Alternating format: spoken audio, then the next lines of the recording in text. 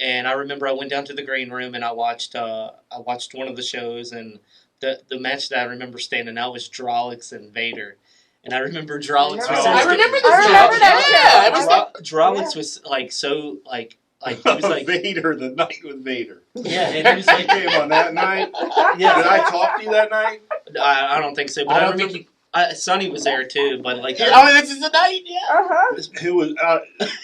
Or did you have carpentry experience? That may have been why I talked to you. No, but I just remember like I talked to Drolix like that night, and I remember like he put a knife in his knee pad because he was so scared. Like he was like, if Vader, goes hard on me, I'm gonna have to pull this out. James was so green at that time that he thought that Vader was gonna like legit F him up. Yeah, he was ready to stab him if anything got crazy. It's a true story. Yeah, I remember that. He had it in his knee pad the whole match. He's like, if this dude goes at me, I'm going to stab him, That's old school, but Yeah. Vader was a little too old. Yeah, I think to Yeah. So to just cut you off or pause you for a second. So that night, it was one of the worst experiences I've ever had as a promoter. First of all, leading up to, and not to talk ill of the dead, it is what it is. He was a nice guy, but I think I changed his ticket, and was that like a day or two after Christmas? That I don't remember. I feel like it was a July show. No. It was spring? right after Christmas. It was right after Christmas. I thought it was spring. No. Well, there's one way we can find out, but Yeah. we'll look it up. Jamie?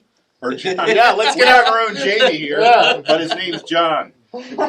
So Yeah, pull it up, John.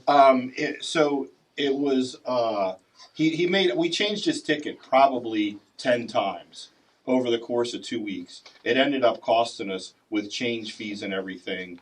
It was insane because he kept, oh no, I want to come in at this time, and then we do it, and then I'd talk with people and they'd say, oh yeah, Vader's tough, man. He's like just does stuff to aggravate you. And so we kept changing. Then he was like, well, I want to stay an extra 2 days in Baltimore. I can't remember why he said why. And then he's like, oh no, I don't want to. I leave the next day. It was crazy. So then he gets there, and we're in the back, and the green room was an open area in the back. The locker room was open. And he's huffing and puffing, and he's not in a good mood. And then he pulls me. He's like, hey, come here.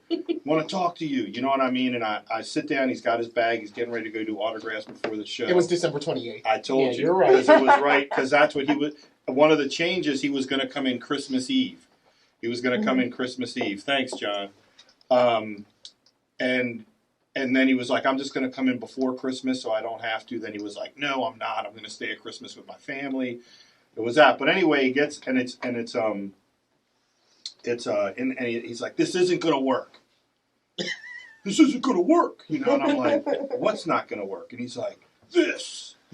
And I'm like, what's this, Mr. Vader? Yeah. And he's like, I get my own locker room. And I said, I don't know what to tell you. Like, I'm looking around, I'm like, this is what we got. And he's like, it's not going to work. And I'm like, what do you mean? And he's like, basically like threatening to leave. Well, you remember the last thing he said to you when he walked off was, well, we're going to have to change something about this. And he walked off from Dan, the promoter, because there was not a separate area for him to change it. But he came back and he wouldn't stop. He wouldn't stop. He went and signed autographs and he wouldn't stop. And then I finally said, he says, did you figure something out? And I said, well, I can go across the parking lot to the Walmart or the Home Depot on the street. And I can get some drywall and some studs. And I can build you an office. And he goes, yeah, you can? And I'm like, no. Yeah. No. But you were hot about it. Hot. I remember because at one point I asked you something and you were like, I can't believe this guy. Like, He wouldn't stop. Yeah. But God bless Sonny. She was late too, wasn't she? No, she was there. No, she was right on time that night. Was Let me she tell right you. on time. Yeah. I got nothing but positive stuff. All people say what they want. All I can say is my experiences with him. And Sonny went over and she had known him for years and was She just calmed him down. talking him and calmed him down. She said, Dan, I said, yes, please. You know, because he was getting fired up. He was like, he thought I was serious about going to get freaking drywall and a stud. The show starts in 30 minutes. Right, that's what I remember. That's what I'm going to do. I'm going to run and I'm going to go and I'm going to build you a locker room. He was serious. Is he going to do that? He was serious, and then he thought. So, yeah, that was... Lord. So that was that night. So that was a crazy, stressful night. And that was the night that you first checked us out. Yep. And it's funny, like, I've been on shows with him, and, like, I felt like he was never, like, he's always been in the locker room with everybody. Like, he changed in the same locker room. So that's just, like, I think he was just trying to be. I did a change. He was doing a really good job of it. All right.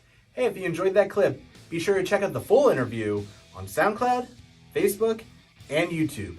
And while you're there, be sure to subscribe to our YouTube channel, as well as ring the bell to be alerted of all the new MCW YouTube content.